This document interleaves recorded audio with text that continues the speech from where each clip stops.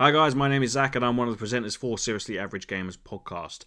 Now I just wanted to jump in and say that we're up to, as of recording this intro, episode 28 on Spotify, Amazon Podcasts, Apple Podcasts and every other major podcast provider that we could think of. So if you want to go and listen to those episodes, you can now through those platforms.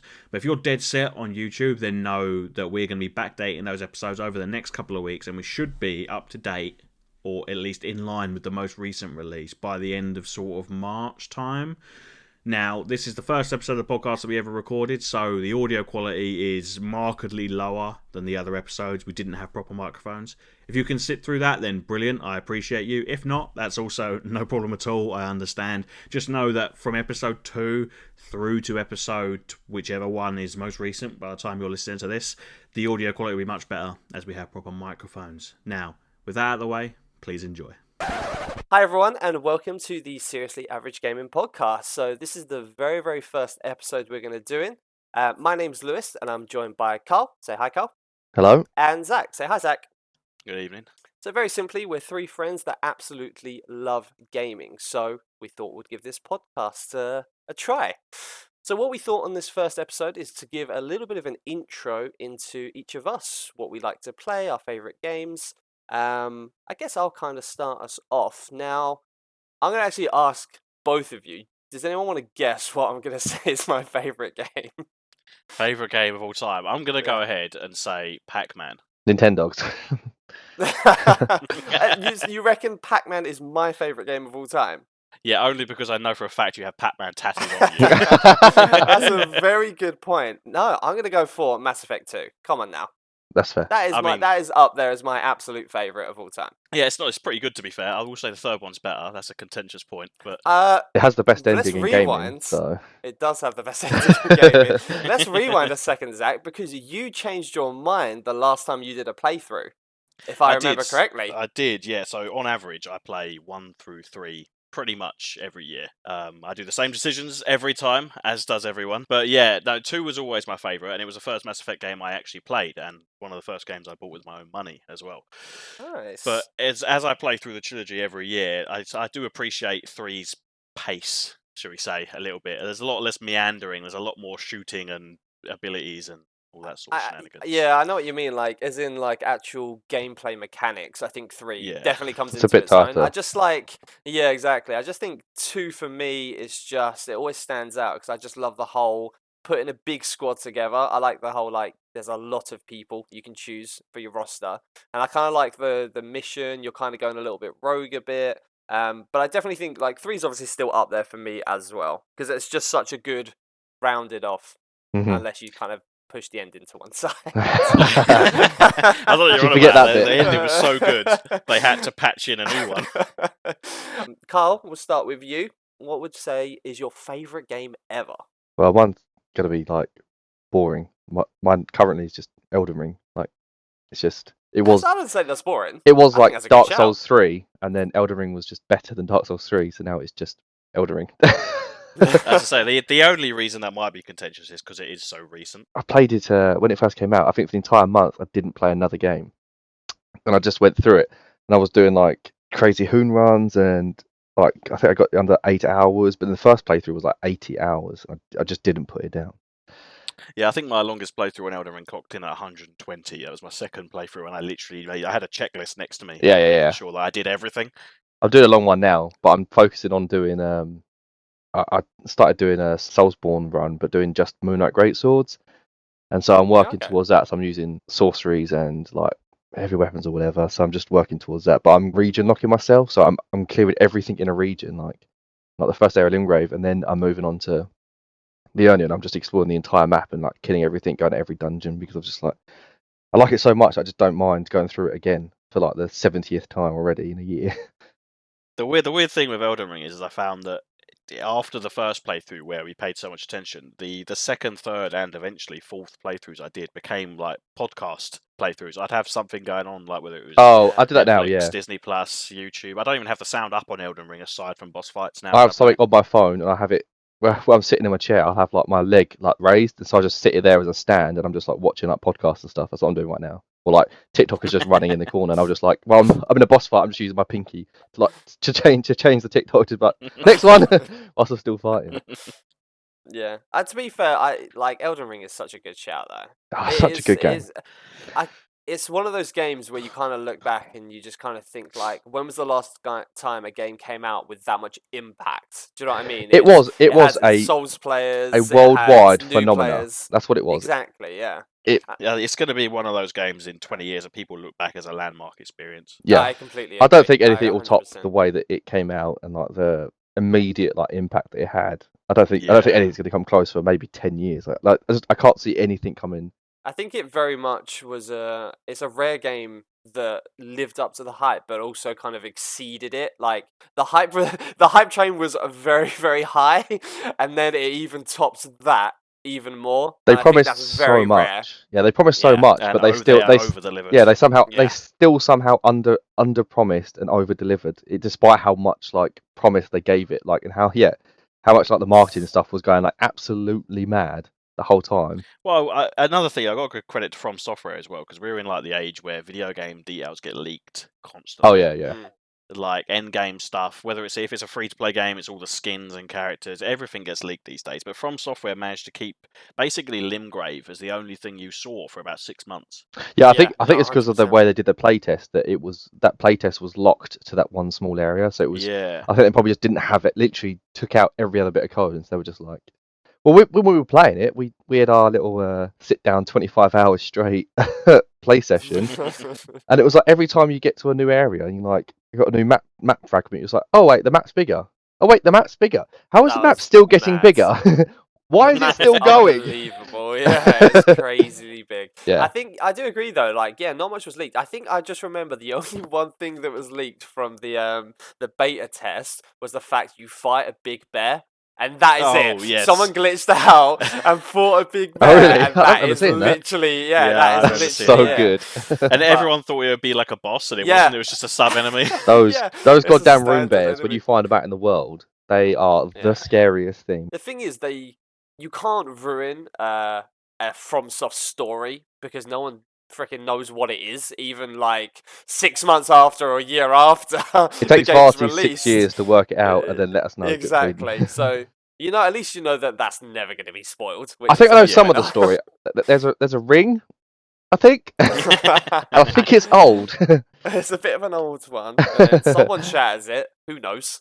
When I'm watching, because obviously we all watch RKG, which is a fantastic YouTube if anyone wants to go check them out. When they've started playing it again, the only thing I have realised is I don't remember some of the dialogue, and I don't know if it's been changed since the last time I've played it. You know what? It's funny you mentioned that because as they got out at the start area and talked to Var, the guy in the white mask, I was like, I don't remember his voice sounding like that. Now I don't know if it's just because they've got better equipment to record audio and all that sort of stuff. I mean, Obviously, probably. I've had the game turned down every time I played it since the first go, but it does sound like some of the characters have far thicker accents than I remember. Yeah, and I think it's just like even some of the dialogue. Like I'm pretty sure. All I remember when you talk to him at the start, and he's like, "Oh, you're maidenless," and there was that meme. But this time, when obviously they were doing it, he's like, "Go to the castle, Go go up fucking there." Stormvale. He's basically Yeah, pointing over his shoulder, being like, "You need to go up there." And I'm like, I really don't remember that from the first time, or even the couple of times I played it, and I just didn't know if that was just me, but it just seemed a bit. I do wonder if they strange. patched in more pointers, but Yeah, maybe. It's also they did the fear on the deathbed. I don't know if they took that thing out that messes you up. reduces if you hug the her. health. Yeah, that's a brilliant troll. That was the That is biggest fantastic. meme they released, and we're included. I'm not trying to make it sound. Oh, 100%. Everyone else is an idiot, not us, but we did the same thing. But you lose 5% of your health or something stupid like that, and we had it the entire game. Yep. I don't think so even when funny. we finished it, I don't think we even took it off because we didn't know.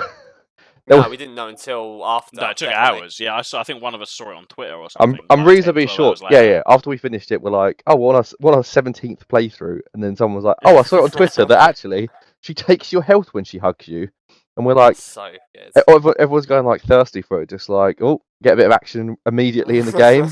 Nothing bad will happen here. Miyazaki. Damn Miyazaki. But yeah, that's a good shout.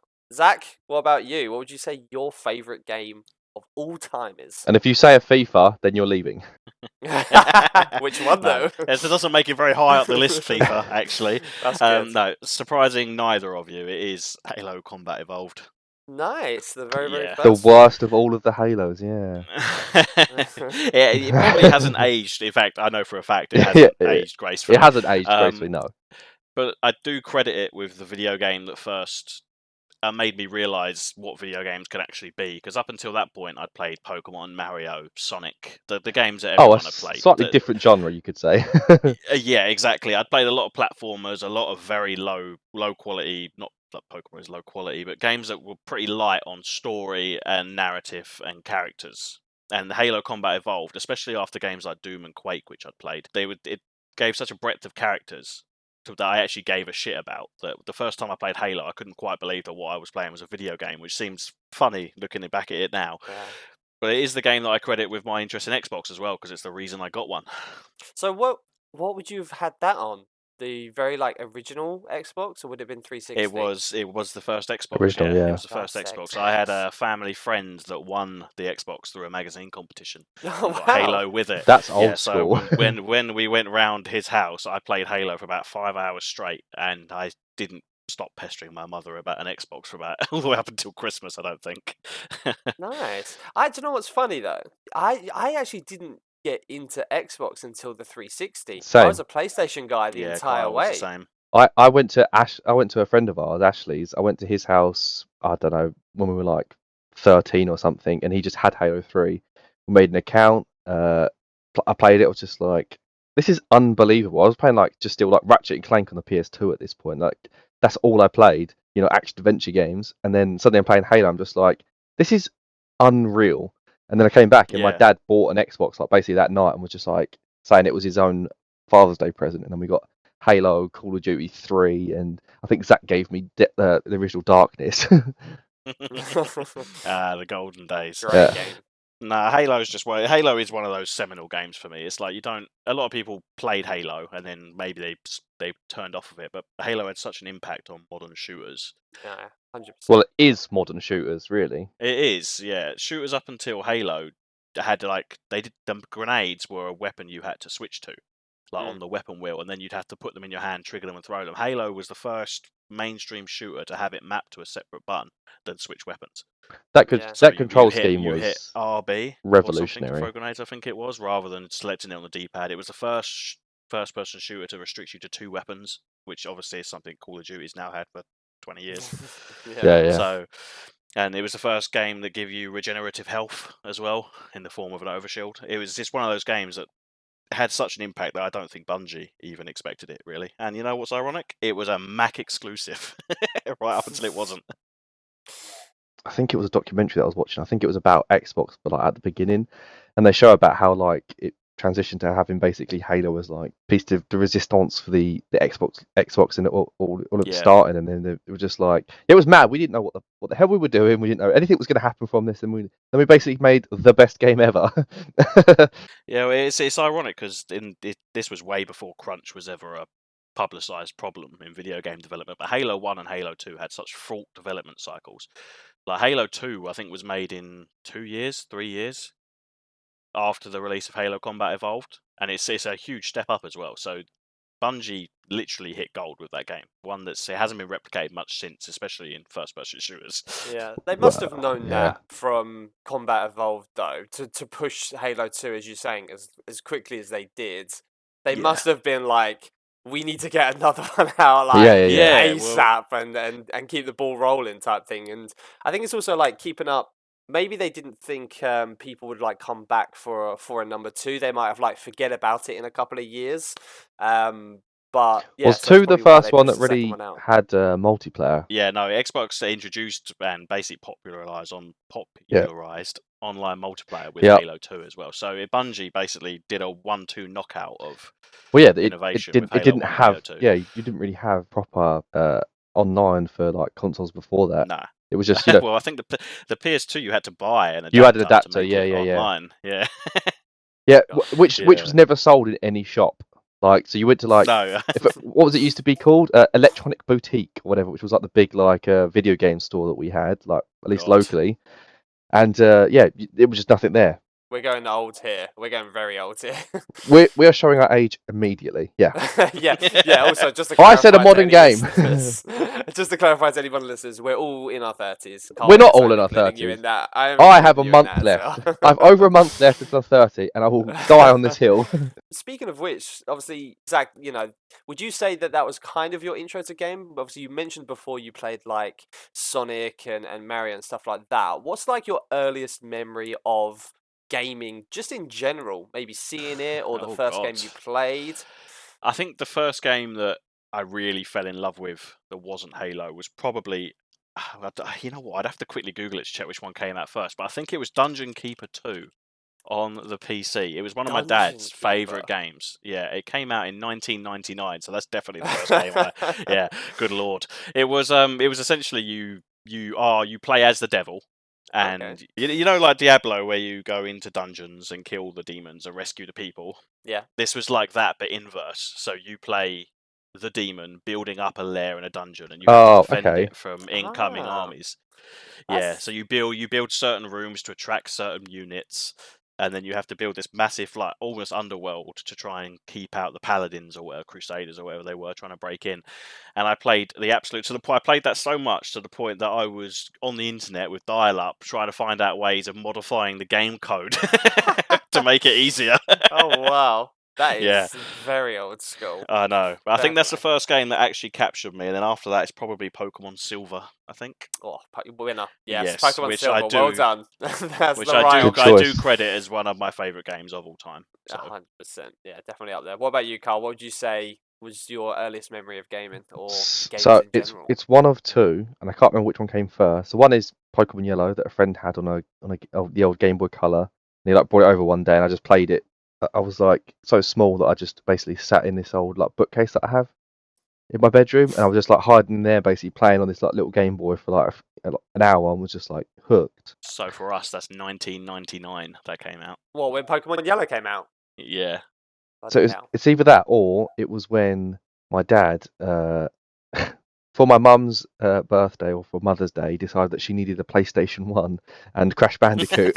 so he bought that and ended up learning how to play Crash Bandicoot. Crash Bandicoot was fantastic. To be fair, the first play I played the shit out of that game, but I think Yeah, I overfinished it because 100%. I was real bad. And that was your first, Kyle, 1996. It might came be that out. one then at first, yeah. So what's funny about the Crash Bandicoot one is, do you remember the old? I wish I could remember what any of the names were, but they used to do the little paperback cheat books or whatever that used to come in some yeah. magazines. I think my cousin had one of those, and it had a bunch of cheats and stuff for Crash Bandicoot, so you could like get to the end of the game with a code. This was back in the day we had like the cases, and you didn't go on the internet, you didn't have your phone, obviously, and so literally I took these little sticky labels and I stuck them on the front of the case of a bunch of different games and just literally hand wrote all of like the triangle X up square, and had just a list of those on a bunch of games. So I just copied them out of his book so I can remember. So I'd always start the game. I never finished it properly, but I'd always start the game, put in the code, get 100% it, and then I'd just go back and just do the levels that I like. Was that made by Naughty Dog, the first Crash Bandicoot? Yes, they are. That's mad. What how a far left they've come. turn. Yeah, what a left turn in genre. Fair play. All right, I mean, to be fair, great studio. You can't really go wrong with that. they did peak at Crash Bandicoot and then never did anything afterwards. Yeah. I think with mine, the thing is, I have like a couple of like really old sort of memories. One of them is being the very, very first Sims, and I remember playing that a lot. I think my granddad had it on his really old PC. So Oh, anytime right, I was yeah. around there, yeah, like I remember playing The Sims. But the funny thing is obviously, I have an older brother, and obviously you two both have younger sisters. As Yeah. a younger brother, I watched a lot of games. Yeah, So a yeah, lot yeah. of single player games, it was very much me watching my brother play. And at the time, actually, I didn't actually find that as bad, but I just remember a lot of games, things like Crash and stuff like that. But the one game I do remember we did play a lot together was, I think it was just called Lego Racing or Lego Team Racing or something like that. Okay. And it was freaking amazing. Right, okay. As I say, that is the first game I've heard mentioned tonight that I don't know. It Yeah, is I don't know that one. basically, imagine a bit like Mario Kart. Racers? Yeah, Lego Racers, that's the one. Yeah. So Yep. it's almost like a very original kind of like Mario Kart-esque. Like you picked up like speed boost and weapons, but obviously the Lego twist in it is you completely designed your car, so you could take like things off, you could put things on, you could like Oh, okay. customize your driver. It was freaking awesome. Like I would happily go back and play it now. And that's the one I like. I vividly remember me and my brother played that a lot, which was awesome. That's one of those ones that it feels like a game that would do quite well now. Yes, I completely Because agree. like the Hot Wheels game was relatively well received. That was pretty good. I think there's a sequel coming out. There is. I think the second one's coming out this year. So a Lego Racer does sound like a game that would do well now, especially with the modular building side of it. Especially if you put it like on a service or make it free to play with like a battle pass or something. Yeah, everything needs a battle pass. Everything needs a battle pass. When did that come out? I'm assuming, Zach, you googled it. Yes, I did, and that was also in 1999. So that is a hat trick of games that we all remember from 1999. Wow, that's mad. But yeah, that's awesome. I definitely remember that. But I think the one that's like I remember when I had more myself, where I was just kind of playing it solo, was on the when I got my very first 360. I got the very first Just Cause with it. Oh, okay. Fucking awesome! I loved the very first Just Cause because I just thought it was unreal, and that was the first game I played quite a lot when that first came out. You know what? I haven't barely touched Just Cause as a franchise. We played it that one time together. I think it was 3 or 4 when we were doing that 24-hour thing for charity with Ashley. That's the only time I've played any Just Cause, and it was actually ridiculously fun, even when you're out of your mind from lack of sleep. It's one of those games where it's like it doesn't take itself seriously. It's a bit like a less crazy Saints Row. That's the kind of like it's like it's got all the open worlds and stuff like that. And normally the open worlds are really cool and quite interesting. But yeah, like obviously you can get in cars like helicopters. The whole zip lining thing was obviously really funny. You could like zip line into cars and helicopters and stuff. But I think it was just general fun. It just felt like a really fun game. 3 or 4 came out, there were a lot of social media videos about the zip line thing that it wasn't a zip line, but you could attach it to animals and creatures and cars and there was a lot of physics videos going around of people flying around with a cow coming off their ass or something. Yeah, exactly. Because I think they did that a little bit later on. I mean, the physics stuff's always quite funny. Like they used to be able to like blow up like parts of building and stuff like that. Nothing quite. Was it Red Faction? Red Faction, yeah. Red Faction. Sorry. Oh, we could dig through. We could Red Faction Gorilla on the X360, where every single building and everything was just utterly destructible. I remember playing what the game was about. Mars.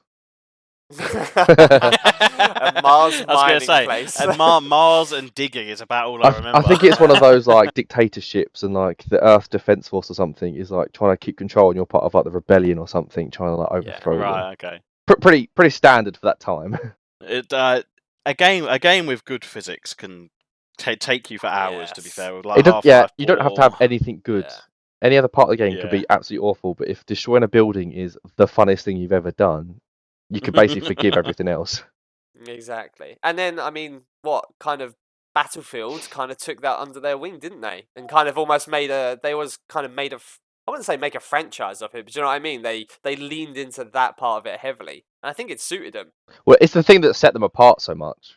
Yeah, aside from the vehicular combat, it was the one thing that set them apart from Call of Duty. Yeah, for sure. Was the level destruction. It was pretty awesome. I mean, you can't go wrong, can you?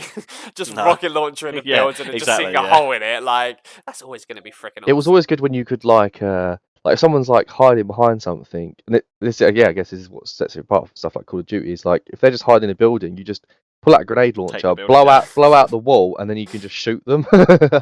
Yeah, that is just awesome. There's not much of that. I'm trying to think of a game more recent that's done something like that. There's a lot of modern video games that include partial destruction, like through signs and walls, but nothing to the level of early Battlefield games and Guerrilla. Not what's that new? There's a new battle royale / extraction game coming out. The really colourful one. You're absolutely right, and that's what I was trying to think of the name of. I don't know the name of it. Hang on. Wait, this is going to be like the dead air that I'm going to have to cut out, but I'm going to Google it. God damn it! Zach ruined it immediately. Carl, quickly vamp. When you were speaking about watch your brother play, Lewis, Yeah. I guess this is just a funny anecdote. Before I was really playing myself, my dad always used to play some games like as well, but he'd play them late at night when we went to bed, and it was always like horror games. And there was one time I went down, I think it was either Alone in the Dark or it was one of the original Resident Evils. I think it was the first one, like the original first one on PlayStation 1. And I ended up just watching by the door because I just woke up during the night or something, and it The obviously first one was terrifying it for its time. immediately horrified me, and I was Yeah. scared of zombies and had nightmares for years. Like bet. even now, as a nearly 30-year-old man, nearly, if I turn the light, I can't go around with the light off. I have to like have my phone light on or run to the bed because obviously you're safe under the covers, as everyone knows. Monsters can't get you when you're in bed and under covers. And I've had to run to my bed so many times over my life because I accidentally watched my dad play Resident Evil when I was like 5 or wherever it was. Yeah. I know. See, the funny thing is, like, I never really got into horrors at all. I'm not But into them now either. Don't worry. yeah, I would still hands down take a horror game over a horror film. I still think I would take that hands down. I think having a opposite. controller in your hand and playing a horror game is a little bit different. It gives you that tension, doesn't it? It Whereas makes it with worse. a movie, Yeah. you're watching someone else be scared, which isn't quite the same thing. That's what it was for me. It means that I know that if I have the controller in my hand and I move one step forward, if that's a mistake, it means that I've messed up and now I'm going to get killed by something. And that's what worries me. Whereas in a film, you can just like wrap yourself up in a quilt or something and just like hold on for dear life. Yeah, and then wait for them to make mistakes, not you. When it comes to proper horror games, I'm just like I'm useless. Oh, sorry, go on, Zach. Have you found No, out it's what right. it was? I found it. I had to go such a long route to find the name of this game. I had to go onto YouTube and look at SkillUp's videos. Oh, for God's sake! It's called The Finals, and it is a multiplayer FPS led by former Battlefield developers, and it's an extraction game. You have to get the money and get out, but it's called The Finals. It's I think it's 2 or 3 teams of 3 or 4 play against each other to extract the money, and apparently pretty much the whole level can be destroyed. That's pretty cool. Because they're former Battlefield developers, that makes perfect sense. Oh, well, we got there in the end. We did. It only took me an indeterminate amount of time. Yeah, that's pretty cool. Depending on how this cuts together. Yeah, it's fine. It's fine. There was some kind of, I don't want to say game show, but you come like a showcase of games recently that you said you watched, Carl. Oh, or part of it. I wish I could remember which one it was. I think it was either Idea Xbox or something like that. But I mean, regardless, there was a couple of things that were like announced where like a few companies are going to like classic games again. And one of the things that I saw that really took my fancy, and it probably shouldn't because they're basically just awful games, and I understand that. But it was a guilty pleasure. Was Gex. I saw this, and I think they're doing a remaster or whatever, or re-release of the original 3 on like all consoles. Gex Deep Cover Gecko on I think the PlayStation 1 was an absolute delight when I was a kid, and the fact that they're bringing it back, like I think it's been a dead franchise for God knows how long, probably 20 years. The fact that it's coming back, I was so happy when I saw it. I was just like, nah, come on. And I was like searching all over Twitter, just like, is it really? Is it actually being revived? Yeah. Yeah, so I've just Googled it, and yeah, this is coming from, it's a company that I'm relatively familiar with called Limited Run Games. Yeah. And what they do is they take games that are no longer available physically and give them like a brief temporary rerun of physical releases so people can buy them and keep them. Okay. Because obviously, yeah, the Gex games obviously aren't sold anymore because they're like 2 decades old. But yeah, so this is the PS1 Gex trilogy. It's coming to all consoles as a physical release for the first time since God knows when. Carl is just salivating right now. I looked immediately to see if I could pre-order it, and I didn't see a link when I looked last time. So there's a few other games.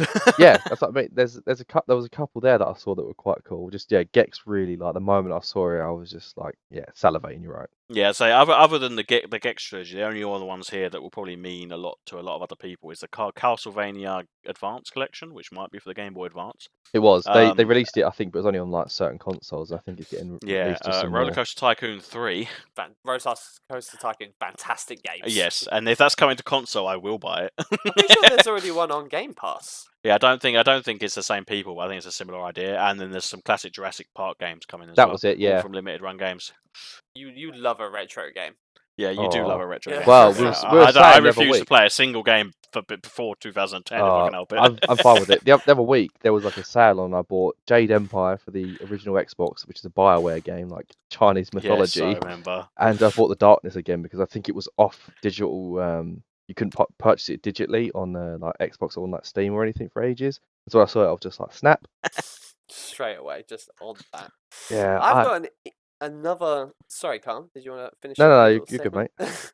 I was just going to move on because this kind of leads us onto a funny point about things we previously played. Like it could be old school, or even more newer. But a question, which is a bit of a trickier one: what do we feel is the most addictive game that you've played? As in, like, you think about it when you're not playing it. You can't like stop playing it. You're up until 3 or 4 in the morning playing it. So it can be old or new, but what do we think is your most? Or it could be, you can have a couple. I'm not going to be too strict. If you think of a Laying couple, down then the that's law. fine. Yeah, but what do we think? I mean, I can start if you want. I kind of have Yeah, one so to you mind. start because I've got a few answers. My one to mind is something that I'm now replaying. Is Stardew Valley. And Oh it is, yeah. it is. There should be a cult around it because anytime I speak to someone that's played Stardew Valley, they say the same thing that it takes over your life. It literally. Yeah, it's one of those games that on Steam has those reviews where it's like 3,500 hours played. I Yeah. hate it.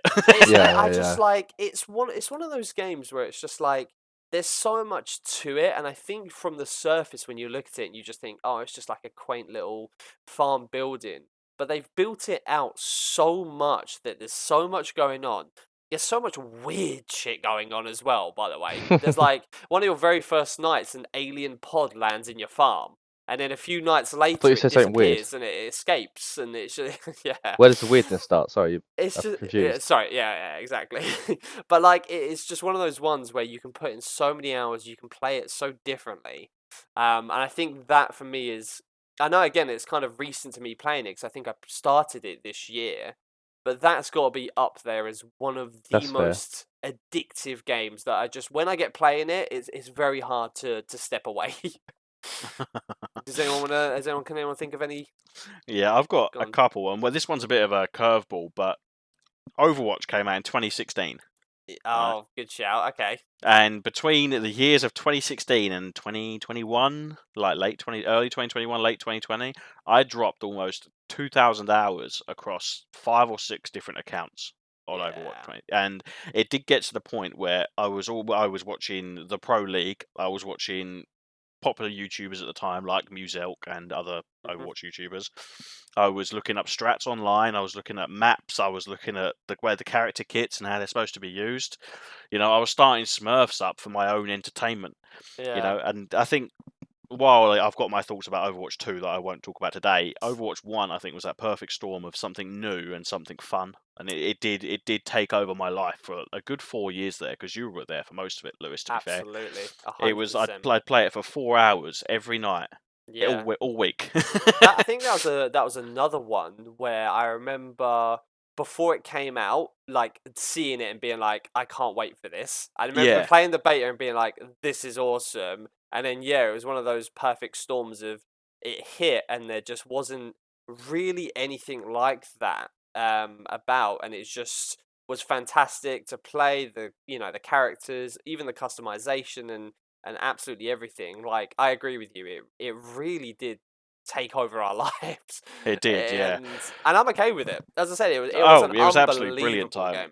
It does go. It probably does go down as my favourite multiplayer game of all time, and that is partly because it was so replayable, with all the 100%. characters and the maps. But I've got one that's slightly less positive, Go on. and that is FIFA, which we mentioned at the top of this podcast. Yeah, do you know what? I know where you're going with that because I'm in the same boat. I hate myself. Every September, I buy the new one, and I don't know why. I literally, it's the worst. It's almost like a mind control at this point. That EA have a chip in my head that make me buy it because I know there will always be a time, and especially during the football season, where I might watch a game of football and then straight away I'm like, oh, I just fancy playing like a game that's based on football, and like Pro Evo disappeared into the ether and was never seen again. You had eFootball. Yeah, True. nice one. Yeah, don't touch that with barge pole. Are you guys then going to be on the EA Sports Football? EA Sports FC, and yes, I am going to buy it in September because, like Lewis says, I am the worst. I think you play it more than I do, though. Like you do stick with it for the year consistently. I get my money's worth out of it, but that's where the addictive side of it comes. Because even though, like back when I was younger and I had slightly more disposable income, I used to buy the packs, I used to buy into the events, and never get anything worth what I put in. Of course. One year I think I dropped £500-600 into FIFA. Yeah. And that's £500-600 of my income into FIFA. I don't do that anymore, but it did get to a point where I did have to sit back. But you would if you could. Well, yeah, and that's the thing, and that so many people do that. Like I think where you've got something like Overwatch that's addictive for the good reasons, you've got FIFA that's addictive for the bad reasons, and it is that short hit of what's the word I'm looking for? Dopamine. Dopamine, thank you. A short hit of dopamine of getting something good, even if it's 1 in 50 or 1 in 100 packs. It just keeps ticking you along to the next thing. Yeah, I'm happy to say I never did that. So that's the one thing that I can walk away. I've never ever spent money past buying the game, and I'm patting myself on the back. That's a lot of self-control. I'd pat you on the back as well. Thank you, because the thing is, I think all games should do this, and I think FIFA does do it as well. Is it does give you opportunities to get packs naturally, and I think that's a very very important thing. That you need to be able to do that. As well as, you do have the option if you can't be asked. That's the only redeeming feature, because FIFA as the only good or even approaching good football game on the market, I think almost has a responsibility to make that sort of stuff available to regular people. Yeah. And for the first sort of, I can't remember when Ultimate Team came out, I think it was FIFA 12. So from like FIFA 12 to FIFA 17, if you didn't put money into the game, you'd be gimped for the whole cycle. You'd be behind. But now, like you say, you can get a fully great team without putting any money in, which is why I don't. So there is a redeemable feature of FIFA nowadays, but still, it definitely goes up there as some of the most addictive games I've ever played. I think the only thing that has annoyed me the last, I think mainly last year, I don't want to go too far back, but it feels like they are getting lazier. In the sense of 100%. They don't change much. Maybe like a slight graphics update, or they try and add one new feature, but other than that, they know they're still gonna make a mint off it, and it's really frustrating to be like, come on, you can do so much more. I understand they only have a year to make a game. Don't get me wrong, that's not a long period of time, but with all the money that they're making because of FIFA. Come on, you need to be upping it way, way more than a slight change. I think it's the only example in video games I can think of where a game doesn't have any competition at all. And I think that lack of competition has made EA complacent. I completely agree. And as I said, they won't change until people stop buying into it. Well, they had a couple a similar one. I don't know if it was EA, but it's like, what was the wrestling game that came out that was just unplayable? And it was the only one that was on. Yeah, I can't remember what it was called, but I know the one you mean. And they had to skip 2 years, where they were just we physically cannot. The backlash was so bad they couldn't release a game, because they had no competition, so they were just being sloppy. And then it was oh look, they had no competition, so it should have just been a slam dunk. But it was so bad that even they had to be hey, we can't release this for a year or two. People are too addicted to FIFA to do that, to be fair. But go on then, Carl. What is your most addictive game? Two that I can think of off the top of my head. One goes along with the Overwatch. As well as quiet before that, because whilst you guys were off, I'm pretty sure whilst you guys were off playing, so I went back to this. But Modern Warfare 2. Wow, good shout. Because when it came out, I was obsessed at the time. This is how I think Zach didn't get it immediately, but my dad picked it up on the way home, because my dad was into Call of Duty as well. So you got Big Daddy Mun getting it. I haven't got to pay for it, so I haven't got to wait. And basically, Zach would come over, and we'd basically switch between our accounts, and then just play one game each, and keep going back and forth. Almost every night. And then whatever came after that was one of the track ones, I guess. And then maybe it was Black Ops, which I didn't really like, so I went back to that. And then Modern Warfare 3 came out, and I didn't really like that, so I went back to Modern Warfare 2. And then everyone was moving on to these other games. I just kept going back. Even when I was on the Xbox One, I went back and played I plugged it literally a couple of times. I plugged in my 360 so that I could play Modern Warfare 2, and I ended up getting to like just on my own, just going all the way up to like 10 prestiges. It's only one of the Call of Duties where I finished like all prestiges and stuff and got to the end. Just didn't stop. Yeah, I think we're going to do probably a good episode talking about Call of Duty, because I feel like it's a lot of history there, because even just you saying Modern Warfare 2 just brings back so many memories. For So sure. I think we'll definitely do an episode about our favorite ones or ranking them and things like that. But what would you say was your other one then? Because you said you had another one.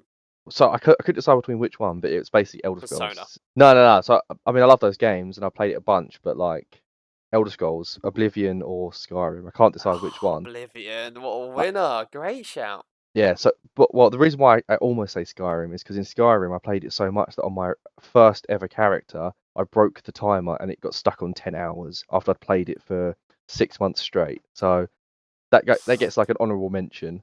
But with Oblivion, I played that and I got all the achievements for it. I've bought the game like 4 times. I've played all the DLC. The intro to that game, I got it so offhand. I can basically do. I know which like ruins to go into first, to get what items to set myself up, what level to get to before I go into certain places, so I know what loot I'll get out of them. Like Wow, that is I fair got play. mad for it. Like for example, you don't go into you don't go to Kvatch for the first time until you get to level 3, because then they start having chainmail and you can steal all their chainmail and silver items. Like it's important stuff. You know, it's funny because I must have started a Skyrim playthrough well over a dozen times, and I think cumulatively I've probably dumped a few hundred hours into Skyrim. Never finished it. Yeah. Oh, I finished it a bunch. I think Oblivion's definitely. I didn't play Skyrim really that much at all, which is surprising because Oblivion I absolutely loved. Yeah. Absolutely loved to pieces, and I think it's a fantastic shout. But yeah, Skyrim I just couldn't really. I don't know why. Maybe it was something else was there at the time or something like that. I But mean, maybe, yeah. I got it when it first came out, and I got like the special edition. I think my girlfriend at the time bought me like the big old school like huge game guides and stuff, and it had like this. Oh yeah. I think I got the special edition that has like literally like a proper like full scale map that's like textured and stuff, and it's like crazy. And I ended up getting it on like I had it on Xbox 360. Was it on 360? Whatever the first one was. Xbox One. I had it. Rebought it on PC. I've got it on Switch. I've got all of the.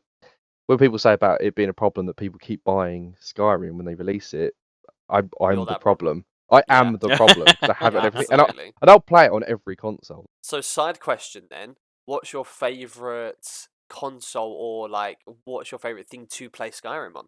Well, I mean, probably Xbox, I guess. This was my main console anyway, so I'm mostly okay with that. But then even when I play it on PC, I use an Xbox controller, so it's not like it's that much different.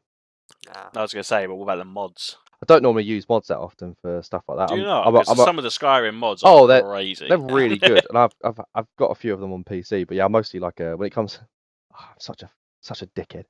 When it comes to like the Bethesda stuff, I'm like a proper purist, and I like it with all the bugs and all the broken stuff and nothing working. And I'm just like, yep, this is how I want to play it, and this is how Todd fed it to me, and I love it. Well, at least you can admit you're part of the problem. Oh yeah, I'm fully aware what the problems are, and I know that it's me. He buys into anything, Todd. He just laps it up. Well, you say that for Starfield. I've got the controller, bed. and I've pre-ordered the Constellation Edition. So yeah, you're not wrong. It doesn't even need a spoon. You could just funnel it into me like a mama bird. Inject it into your veins. Nice. Right, so let's finish up with what is everyone playing now? So Zach, we'll start with you. It can be a couple of games, or it can just be something consistent. But yeah, what's like your current gaming situation? Hi guys, it's Zach. I just wanted to quickly jump in and explain that my audio at this moment decided to crap out. I must have moved my microphone or something without realising. So from about now to the end of the podcast, my audio track is going to be of slightly lower quality as to that of Kyle's and Lewis's. I just wanted to extend my apologies. Hopefully that will be fixed for next time. Oh yeah, I got 3 Dimension, and I think we all know what 3 they are. The first one is, funnily enough, coming off the back of FIFA. I am actually playing FIFA again. Yeah, of course you are. Yeah. Because we're at that time of the year. Because I usually play Ultimate Team. This is the only mode I really touch from launch in September up to like January or February, and then I get bored and move on.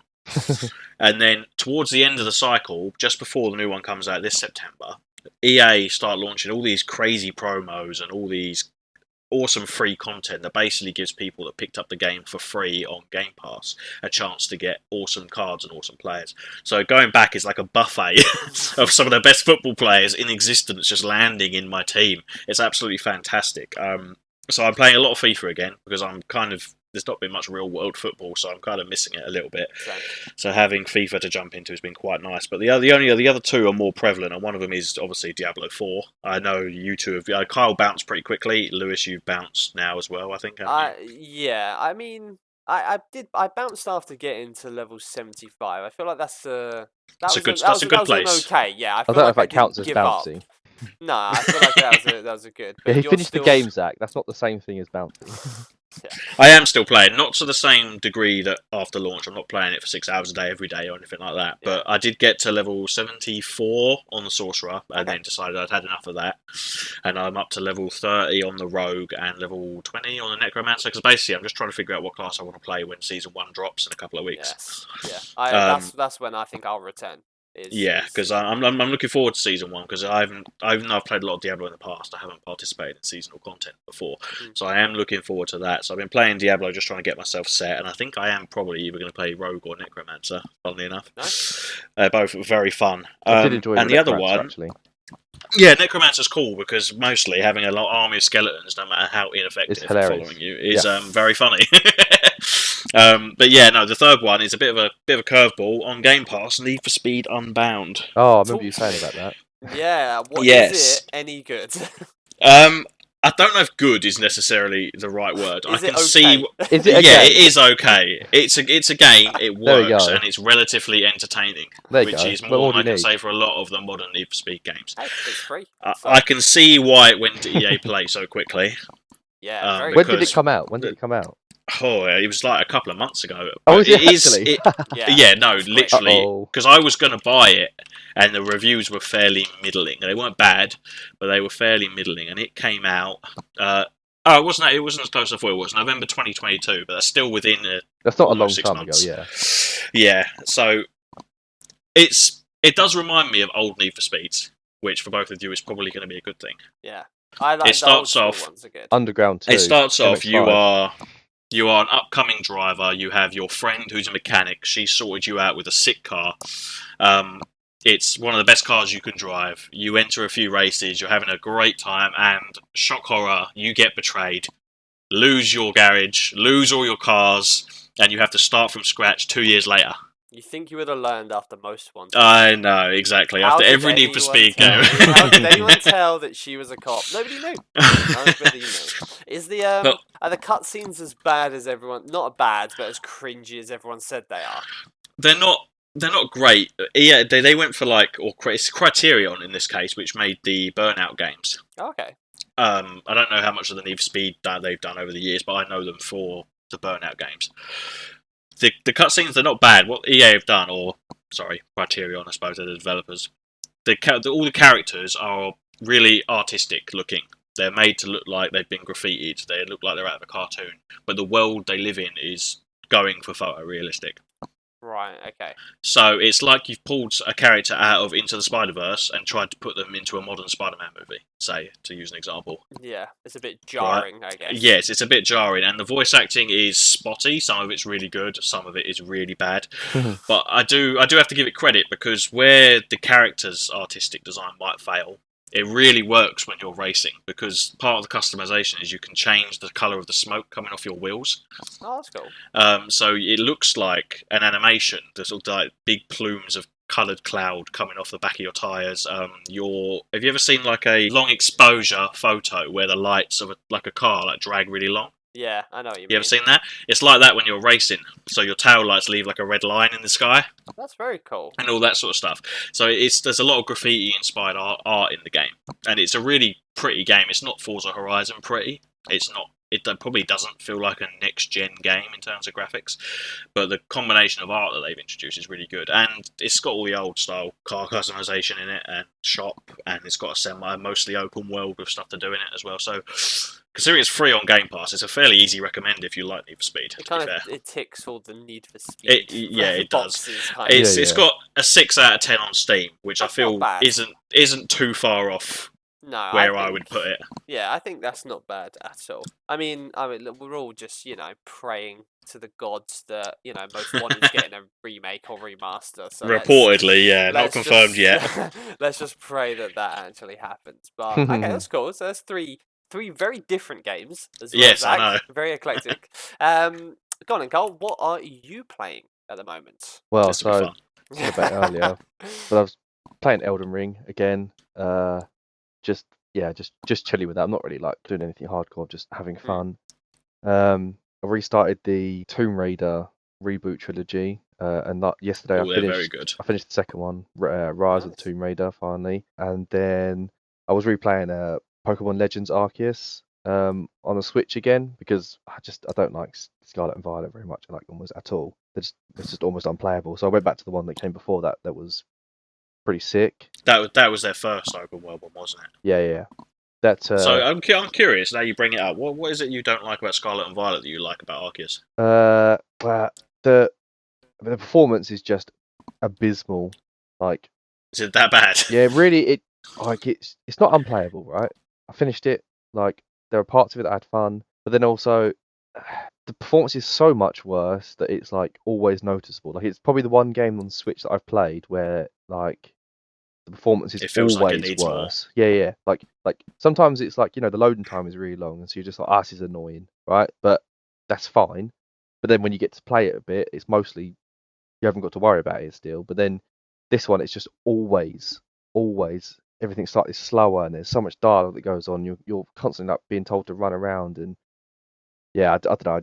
It's just not as fun as like a generic like. Well, speaking of that, I started playing like Pokemon Crystal on my phone again, like emulating it. Oh, banger. No, but that's what I mean. But that game, I mean, admittedly, I played it like fast forward and stuff, as you'd expect. But like, that game is like so much. Those old games are so much better and so much. Even though there's like a bunch of glaring issues and the story's not great or anything, like everything's paced so much better than it is in the newer one. So I just Yeah, they are just more streamlined, aren't they? The old Pokemon games. There's a it's just restriction of the I time. like but that they it worked. tried. I think it's cute, but like don't next time. But yeah, Legends Arceus is absolutely it's just such a banger, like such a banger. So yeah, I was. Yeah, because I didn't buy it. I love Pokemon, obviously, but I You didn't buy absolutely should Legends like Arceus it. because I wasn't sold on open world on the Switch. No. It's worth it, mate. It's fun. It was the biggest innovation in Pokemon probably since Pokemon. Like it's so good. It's the first actual formula shift, isn't it? Really? Yeah. Absolutely blinded, mate. You got a few games on the go then. Yeah, Just I a couple. play a bit. Yeah, I'm not good at finishing sometimes, and so I just end up starting stuff. Like I started playing like some of the Castlevania games as well. One I was surprised not to hear was have you stopped playing WoW? Oh, frick, that's the last one. And then I was playing well. I think I played it last on. Actually, it might have been yesterday. Nice. Yeah, The funny well, thing is, you forced done me to buy Dragonflight, so I I did had not. to buy Dragonflight because it was on You sale. And did not. yeah, then they released that whatever that new update update. is, and so I Big unlocked update. all of the new sub races for the Alliance, and yeah. I'm just working on. I mean, it's the retail character that I played the most. My Troll Hunter Legend. is now up to I think called Hunt Me Daddy is got to like level 36, which is actually the highest level I've got in any character on any part of WoW. So I'm doing it solo, but I'm really enjoying it. But just when I get to 40, I'll just unlock the other sub races for the Horde. You did a big U-turn. I know Zach's like scrunching up because he absolutely hates this. Zach but- is- Mate, I was about to leave Zach the is room. Yeah, that's fair. You can do for about 5 minutes now, I'm joking. But yeah, I think you did a big U-turn on. It was very much you loved classic, and obviously I Yep. love classic as well. Wasn't a massive fan of retail until you started kind of playing it by yourself. Would that be fair in me saying?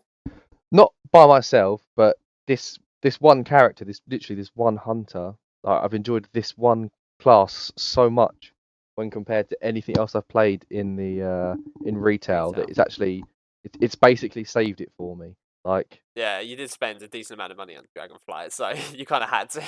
oh no, You had to I find would have something. absolutely lost the money and wouldn't have cared at all. But Wait, how much is a decent amount of money? Just to I don't know. clarify. It was only I think 30 quid because I It got was on the sale. yeah, they got the slightly the middle tiered ones. I got like some cosmetics and a character boost level 60 if I wanted to, but I didn't want to use it. It's just that the hunter is the only one that I've played so far that it just and the troll starting area was just so chill and it like moved at Very the chill. right pace, which annoys. I said to you before, but like it always annoys me when with retail where just everything gets thrown at you, like 1,000 things get thrown at you immediately, and you're supposed to just understand how to play the game all of a sudden. It's just like that's too much for Yeah, me. no. I think with I like because I really do quite like retail as well. I think obviously what they're kind of dealing with is obviously they're like 6 or 7 expansions in now. Do you know what I mean? And every time it's like you have to try and introduce new Everything, things, yeah. but also if you had a brand new character like person joining, they've got to learn 7 expansions Which is worth me, of new yeah. things really quick. And And they do I was that intro actually island, and it's just the pace is yeah, so bad. You it's get bad. leveled up to level 10, and you've played for 5 minutes, and it's told you 1,000 new pieces of Yeah. information that it expects you to understand and know all of the key bindings and know all of this and know all of And it that. throws you back into the normal world Yeah, like afterwards. I yeah. think it's also very tricky story wise. And this is when I was playing my troll as well. Like they're also trying to keep a story kind of like the way it's supposed to go. And it doesn't really suit. For example, the troll leader was Vol'jin and he dies in Legion, which is 2 expansions ago.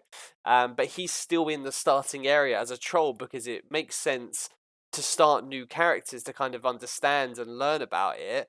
But as soon as you kind of go into like the main game, he disappears and it's never explained that he actually dies like 2 expansions ago. So I think they do. A single word a single person has said. That's your fault, and I'm sticking And up I'm for Blizzard enjoying on it this more one for it. because god damn you, the story is fantastic. I used to play. Speaking of retro old games, Warcraft 3 I played. Reign of Fire and Frozen Throne were fantastic. They were amazing games, and I'll die on that hill. Well, I've no reference. It's a hill only easy to reference 'cause I've die on not because I played don't it. think me or Kyle have played them.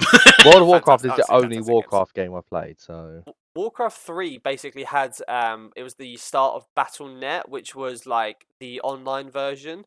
And what they basically did was they let you like make games, like almost like game modes. So for example, you would use all the Warcraft 3 like models and how the game runs. But say for example, someone would be like, "Oh, I'm gonna make a StarCraft mod or like version of a game," and then you'd go and it'd be a bit like StarCraft and stuff like that. Yeah. And funny story, I mean, a lot of people may already know this, but you know, obviously the massively hit game Dota, Yep. that came It's a from mod, wasn't it? Warcraft 3. oh, there you Yeah. go. And I did know that. I did not. because they Blizzard didn't like put anything in about like they own a piece of, you know, anything you make. Oh, yeah. Obviously the people that created Dota then took it away, created Dota and made billions. And it's really funny because when they did Warcraft Reforged, which is basically like Warcraft 3 I Remastered, remember which was that really, unbelievably bad. really good remaster. Yeah, I remember that God, one. it was it's literally the worst game I think potentially I've ever played. It's Jeez. they actually have a clause now that when you create games, it is owned by Blizzard. And I They understand learned that from their after lessons. Yeah. losing absolute millions and billions on Dota, you kind of get it. But yeah, that's what I used to play way back in the day. Little fun fact for you. Fun fact. What am I playing at the moment? So obviously I'm playing Stardew Valley. I know I kind of mentioned it earlier, so I'm back on the hype. I moved away. I'm kind of playing a little bit of retail, but not massively. So I'm one of those people. I'm not like you, Carl, where I can play 5 games at once. I'm very much a one game One. at a time Yeah. person.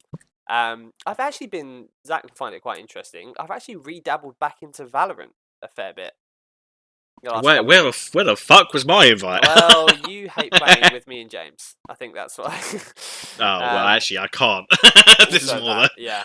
But I've actually kind of, I've just been when I've been like having background stuff on, it's actually been like Valorant, like pro like games, and the more I watch it, I'm like, actually, yeah, I just fancy playing it again. So I've just started, just dip my toe back in to the Valorant.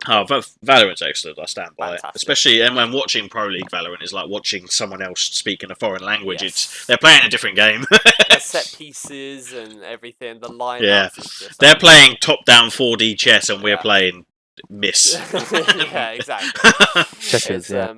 But yeah, so I've started kind of like dabbling back into that, and that's kind of what I've been playing recently. But I think we can kind of round this up as Yeah, we episode are one. running It's gone a for little an bit hour long and now. 10. Yeah, I mean, we didn't It's think about it would where hit 45 minutes. Well, it's the sweet spot I wanted, so Yeah, worked no, out this is Just it. before we round out, I've got a bit of news for you both. Hit me. Very quick one. 3 hours ago, via Mr. Phil Spencer himself, Mhm. Oh, here we go. are pleased to announce that Microsoft and PlayStation have signed a binding agreement to keep Call of Duty on PlayStation following the acquisition of Activision Blizzard. Does that say how long for? Doesn't say how long for, no, but Probably that is the longer than first 10 years. sign.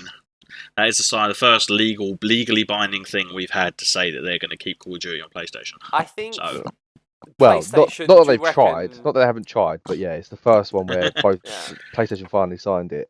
So Do you think yeah. PlayStation paid an arm and a leg to sign that? no, That's I what reckon I'm they thinking. haven't paid, but they know that Xbox is going to make so much more money by doing this that PlayStation won't need to pay. PlayStation I only think it really was pays mutually for beneficial. the marketing rights, basically, and they'll just never have that Yeah. again. They'll never have Yeah, the times exclusive Yes. all of the Oh, extra, yeah. like the betas being like having an extra weekend for PlayStation and getting all this extra cosmetics and stuff. They won't have that Skins anymore. and stuff, yeah. Good. If it's the same as the No, original, I mean, I agree. But if it's the same as the agreements that was originally proposed to them by Xbox, then it should have full console parity, which just basically means the only They'll difference run the same. is that even though PlayStation won't get anything exclusive, neither will Xbox. Xbox might. But it means Yeah, if they make that's- any yeah. cosmetics, it just means you'll get it on both. It doesn't matter. So, all for it. So it sounds like a win all round, really, doesn't it?